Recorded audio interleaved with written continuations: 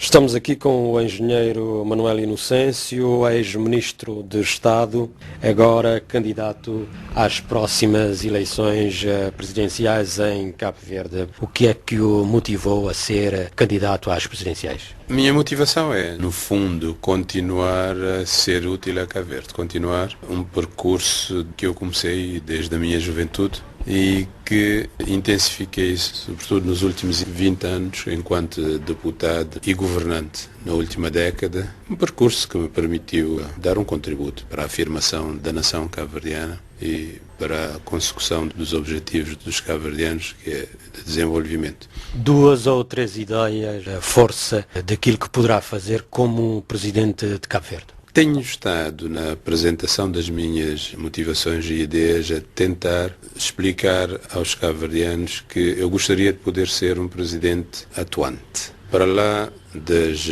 pesadas responsabilidades que incumbem ao presidente de garantir o cumprimento da Constituição, garantir a estabilidade política do país, arbitrar o funcionamento do sistema político, eu gostaria de, no quadro do exercício da magistratura de influência, ser útil no sentido de reforçar as condições para que a nação cabo-verdiana tenha sucesso, motivando, congregando, estimulando e trabalhando para que os cabo-verdianos mantenham a confiança que têm hoje no seu futuro e que trabalhem para enfrentar os grandes desafios que nós temos e vencê-los.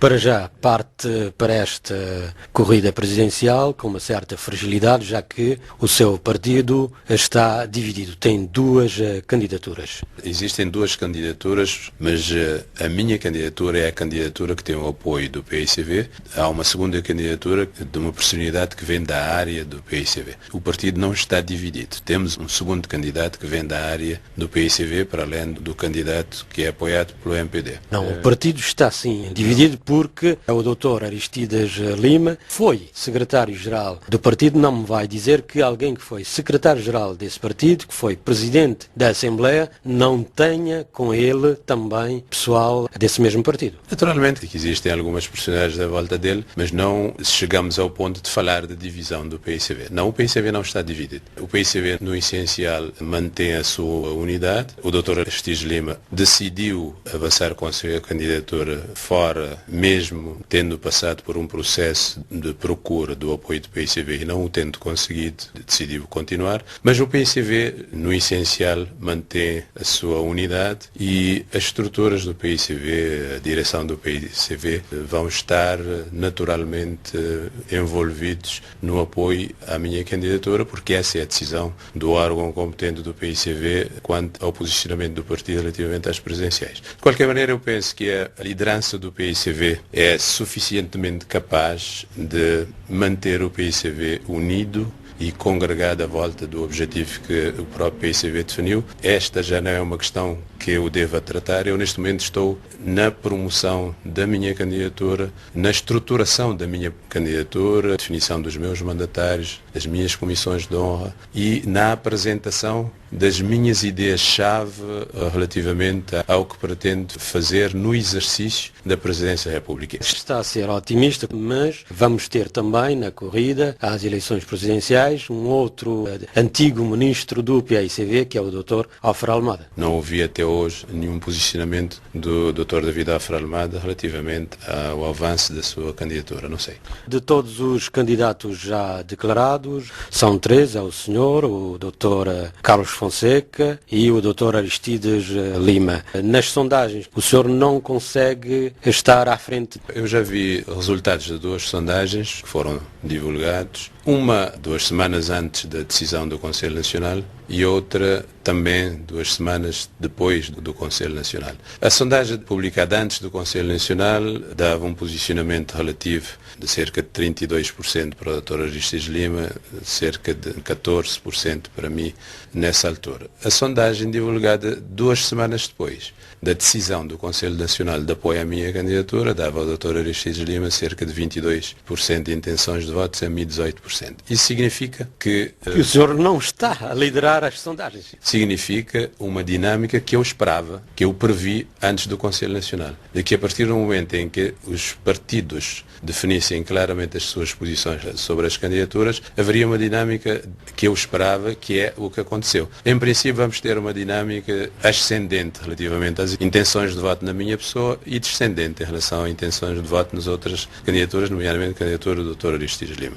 Eu sempre disse que uma sondagem tem um valor que tem no momento em que ela é feita. As sondagens dão indicação do sentido de voto quando a gente interpreta a dinâmica das sondagens. E a dinâmica das sondagens até agora é que as intenções de voto na minha pessoa tendem a subir quando tendem a descer em relação ao Dr. Aristides Lima. E eu acredito que é o que vai acontecer. Sim, mas não está à frente a liderar as sondagens. É esse aqui é o facto que nós temos neste momento. Parte para essas eleições, de facto, com algumas limitações. A semana passada foi muito criticado pelos jovens universitários em Portugal, que disseram, nomeadamente, que o senhor, quando era Ministro de Estado, privilegiou pelo seu filho na obtenção de um emprego. Isto é nepotismo. Não é nepotismo, nunca houve nepotismo e não sou nepotista. Esse tipo de acusações de baixa política tem sido feito ao longo do tempo. Esses jovens recuperaram acusações de baixa política sem fundamento. Não, mas é um facto. O seu filho é diretor financeiro da Enapor. Deixa-me terminar.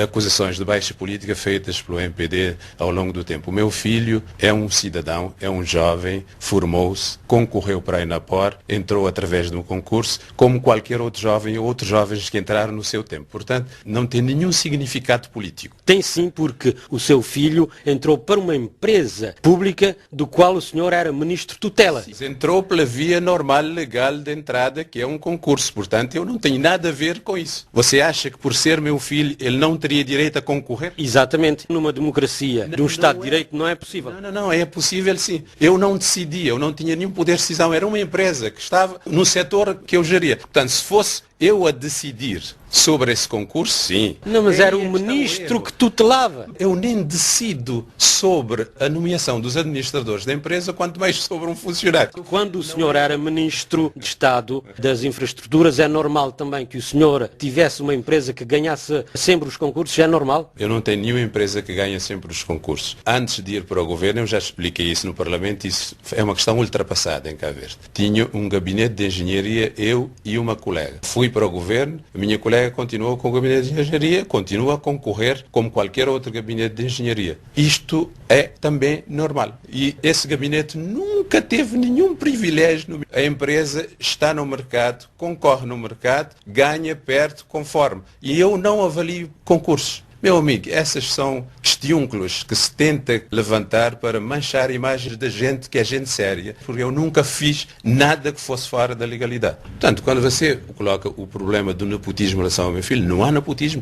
Eu tenho que lhe dizer que não há mesmo nepotismo. Manuel Inocêncio, candidato às presidenciais em Cabo Verde, era o nosso convidado.